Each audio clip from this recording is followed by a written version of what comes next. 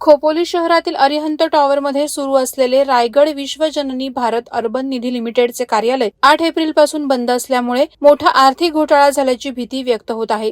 खोपोलीच्या बाजारपेठेत हे कार्यालय होतं, मात्र आता तिथे फक्त फलक आहे. हे कार्यालय बंद असल्याचं कळताच अनेक खातेदारांच्या पायाखालची वाळू सरकली आहे. अनेक दुकानदार, छोटे व्यापारी, डॉक्टर यांनी रायगड विश्वजननी भारत अर्बन निधीमध्ये दैनंदिन बचत खातं उघडलं होतं.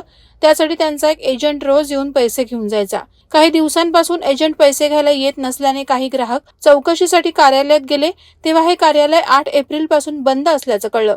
यानंतर खोपोलीसह खालापूरमध्ये मोठी खळबळ उडाली.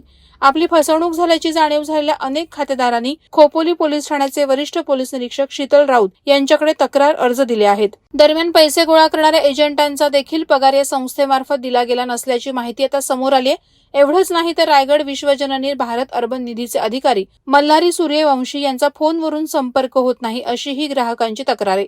त्यामुळे खातेदारांमध्ये चिंतेचं वातावरण पसरलंय. आर्थिक घोटाळा करून हा संस्थाचालक पळून गेला का, असाही प्रश्न अनेक जण उपस्थित करत आहेत.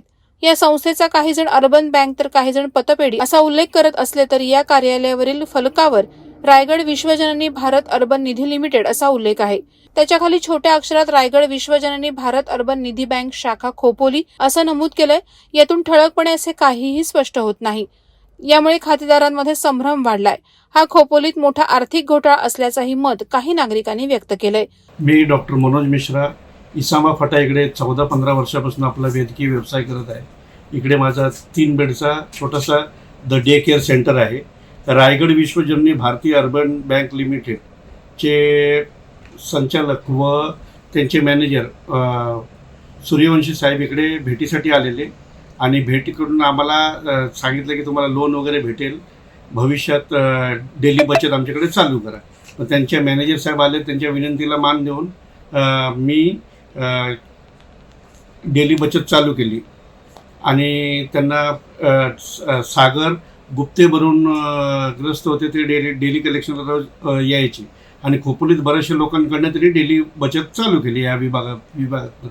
मग नंतर माझ्या अशा लक्षात आलं की ते पतपेटीमधनं कोण डेली कलेक्शनला येत नाही. मग स्वतः जाऊन तिकडे पाहिलं तर ते पतपेटी बंद आहे व लॉक आहे. नंतर पोलीस स्टेशनला विचार केले तर बऱ्याचशा लोकांचे अर्ज गेलेले आहेत तिकडे आणि डेली कलेक्शनवाल्याचे पण त्याचा पगार पण 20,000 नाही दिलेला आहे. असा प्रॉब्लेम तिकडे झालेला आहे.